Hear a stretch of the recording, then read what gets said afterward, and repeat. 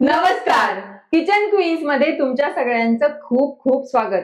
अमृता, या उन्हाळ्याच्या सुट्ट्यात ना जरा माहेरी जाऊन आले आणि तुला माहितीये का, मी माहेरी गेल्याच्या नंतर सगळीकडे माझ्या आवडीच्या पदार्थांची रेलचेल चालू असते. हो, मनीषाचं माहेर विदर्भातलं आहे आणि विदर्भात असे अनेक पदार्थ बनवले जातात जे आपल्याला इकडे माहिती सुद्धा नाहीये. आज असाच एक थोडासा अनोळखी पदार्थ, विदर्भातला स्पेशल पदार्थ मनीषा आपल्यासाठी घेऊन आली आहे. पण थोडं आपल्या स्टाईलनी सांगूयात.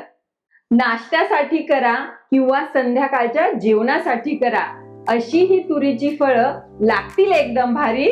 चला तर मग करूयात ती घरच्या घरी.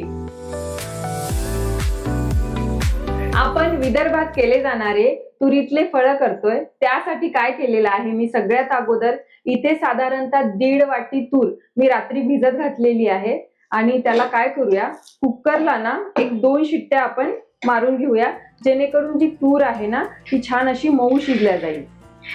12 ते 13 तास याला भिजायला लागतात, पटकन भिजत नाही ती. त्यामुळे जर का सकाळी करायची असेल ना तर रात्रीच भिजत घाला. आता लागेल तसं पाणी घालायचं. मीठ शिजतानाच घालायचं आपल्याला. हो, थोडंसं शिजतानी घातलं ना की ती छान मऊ शिजल्या जातील आणि चवीला पण छान लागतील. थोडंसं चवीपुरतं मीठ आणि ह्याला गॅस लाव. किती शिट्ट्या करायच्यात मनीषा आपल्याला? बरोबर 2 शिट्ट्या झाल्या ना की ते व्यवस्थित शिजल्या जातील. जास्त शिट्ट्या जर का झाल्या ना तर त्याचा असा गाळ होईल, मग खाताना ती मजा नाही येणार. आपली तूर जी आहे ती शिजत आहे, तोपर्यंत आपण काय करूया, आपल्याला फळासाठी लागणारी जी कणिक आहे ती मळून घेऊया. इथे मी साधारण 1.5 वाटी आपली कणिक घेतलेली आहे, गव्हाचं पीठ. आता ह्यामध्ये आपण घालणार आहोत चवीपुरतं मीठ. नॉर्मली आपण कणिक भिजवताना जेवढं मीठ घालतो ना त्यापेक्षा थोडंसं चढ घालायचं. असं का बरं? म्हणजे चव त्याची थोडी छान येते, तर पानसट लागत नाही. अच्छा. आणि मोहन म्हणून तेल, गार तेल घालतो. गार तेल साधारणतः 2 चमचे. आता हे काय करूया, मिक्स करून घेऊया. मोहन सगळीकडे लागल्या गेलं की जसं पाणी लागेल तसं ह्याचा घट्टसर असा गोळा करून घेऊयात. अमृता, पाणी घालते. हो, बघा. अमृता, प्रत्येक भागाची ना स्वतःची अशी एक वेगळी खाद्य संस्कृती असते. आता विदर्भात जसं आपण हे तुरीतले फळं करतोय तसेच पानगे केले जातात. अच्छा. रोडगे केले जातात. आणि तुला माहितीये का, मिरचीची भाजी तर इतकी अप्रतिम होते. थोडंसं पाणी घालते का? हो, देवेंद्र फडणवीस साहेब जे आहेत नागपूरला, त्यांनी एका मुलाखतीत ह्या मिरचीच्या भाजीचा उल्लेख केला होता. आपण लवकरच प्रेक्षकांना ही भाजी दाखवू. 2 शिट्ट्या झालेल्या आहेत. आपण कुकर बंद करूया, म्हणजे आपली जी तूर आहे ती जास्त शिजायला नको. अमृता, थोडंसं पाणी देते का? फार घट्टही नाही आणि फार सैल पण नको.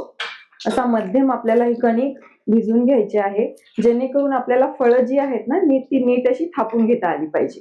कणिक जी आहे ती मळून झालेली आहे, त्याला एक फक्त 10 मिनिटाची रेस्ट देऊया. अच्छा.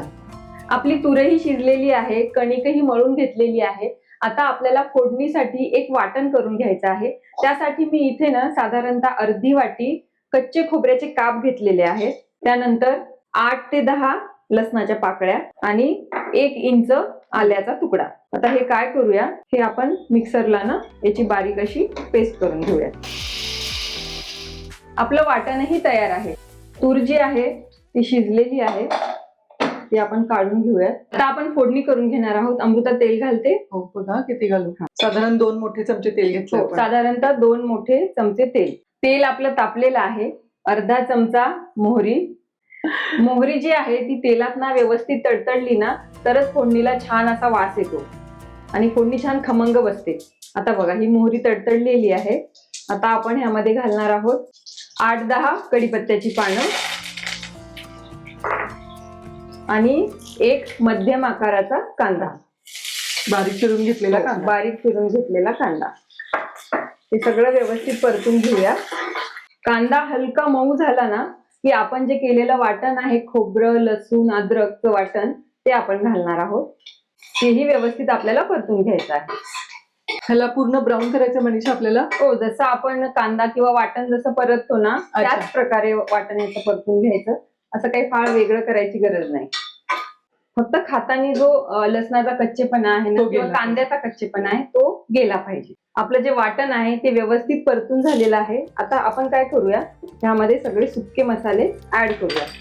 आता इथे मी अर्धा चमचा हळद, चवीनुसार लाल तिखट घालते, 1 चमचाभर धण्याची पूड आणि अर्धा चमचा हिंग.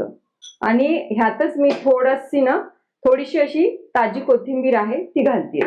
कोथिंबीर फोडणीत घातली ना त्याचा एक वेगळाच स्वाद येतो हो. मनीषा. हो, आता हे छान सगळं परतून घ्यायचं आणि ही जी तूर आहे शिजवलेली ती आपण ह्यात घालूया. छान शिजली हा मनीषा. हो. 2च शिट्टी काढली होती हो. आपण, पण छान अमृता, झाली. आता काय कर, थोडस गरम केलेलं जे पाणी आहे ते ह्यात घाल. अच्छा. तुमच्या घरात किती लोक आहेत त्या हिशोबाने तुम्ही ह्याच्यात पाणी घाला. आता काय करूया, ह्यात चवीपुरतं मीठ म्हणते. आपण तूर शिजवतानाही मीठ घातलं होतं. हो, तर ते अंदाजाने मीठ घालायचं आहे.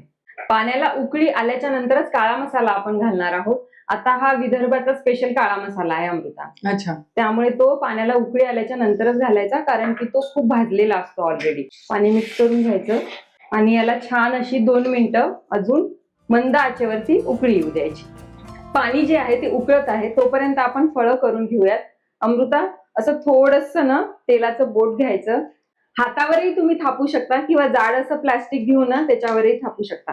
आता ही अशी फार पातळही नाही आणि फार जाडही नाही अशी फळं करायची.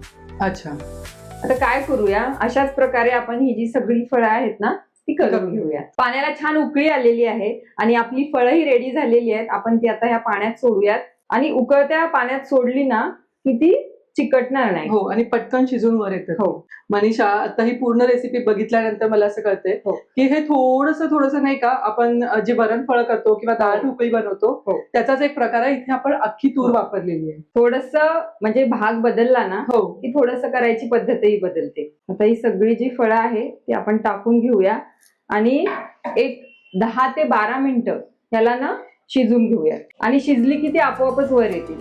हे जसं जसं उकळतंय ना तसं तसं त्याचा एक अरोमा, म्हणजे तू जो काळा मसाला टाकलायस किंवा तू खोबऱ्याचं जे वाटण टाकलंयस हो. त्याचा अरोमा इतका छान येतो ना, हे कधी एकदा शिजतंय आणि मी खातीये असं मला झालंय. आणि खायला पण हे छानच लागतं. आता आपण हे शिजू देऊयात.